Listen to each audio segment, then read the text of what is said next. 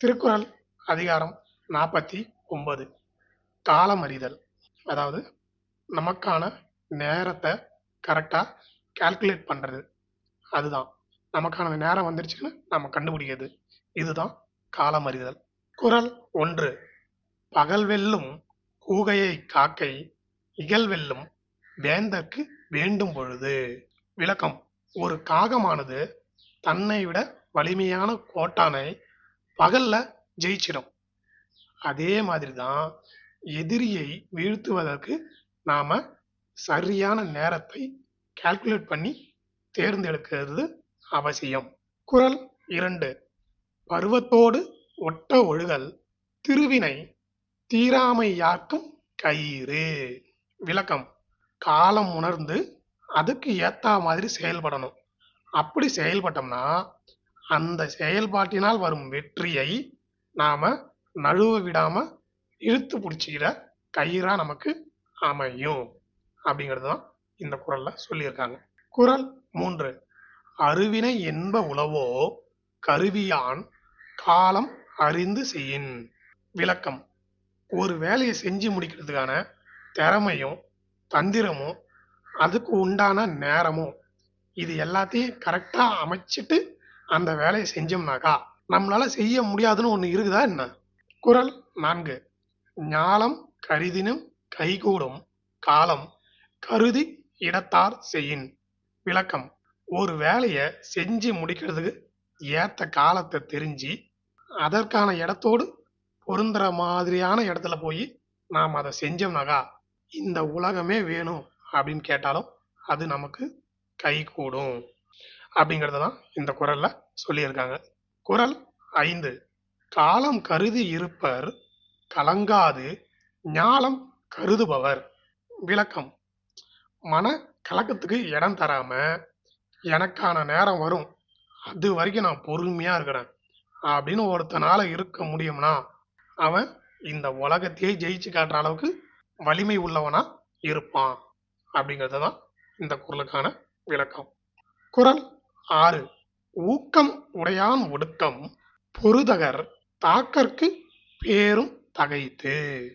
விளக்கம்: கொடுமைகளை கண்டும் கூட அதை எதுக்குற சக்தி இருந்தும் அமைதியா இருக்கிறது பயத்தினால கிடையாது. அது ஒரு ஆட்டுக்கடா ஒருத்தனை தாக்க வர்றதுக்கு முன்னாடி ஒரு 2 ஸ்டெப் பின்னாடி போயிட்டு வரும். அப்படிப்பட்ட செயலை போன்றதுதான் ஒருத்தன் தப்பை எதிர்க்காம இருக்கிறது. அதுக்காக அவன் அதை மன்னிக்கிறான்னு அர்த்தம் கிடையாது. வெயிட் பண்றான். உன்னுடைய தப்பு எந்த அளவுக்கு எல்லாம் மீறி போகுது அப்படிங்கிறத பொறுத்து தான் உனக்கான தண்டனையும். இதே தான் ஒரு அவதாரத்திலையும் நாராயணன் செஞ்சிருப்பார். அவங்களுடைய தப்போட லெவல் எக்ஸ்ட்ரீம் லெவலுக்கு போகும்போது தான் அவங்களுக்கான தண்டனையும் கிடைக்கும். குறள் 7.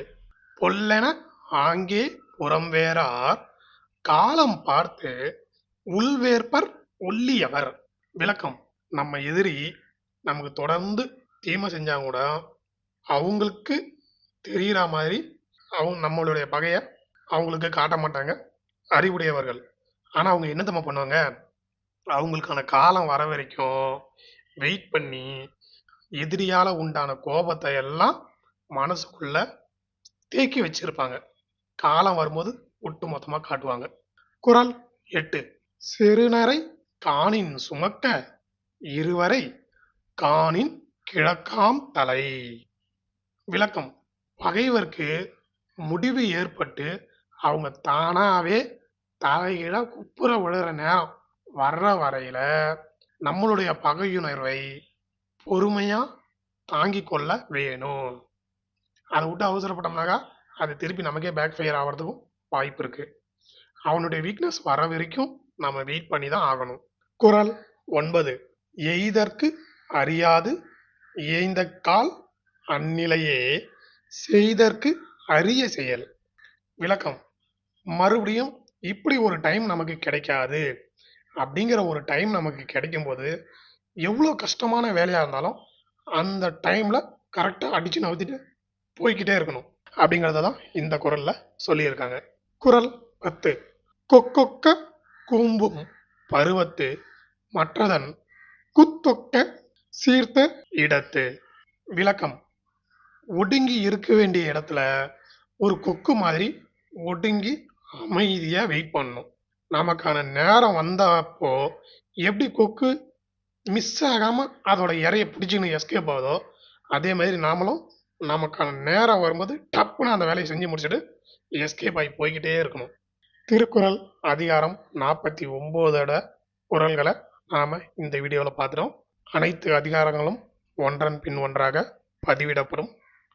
என்றும் அன்புடன் உங்கள் எம்.கே. நன்றி, வணக்கம்.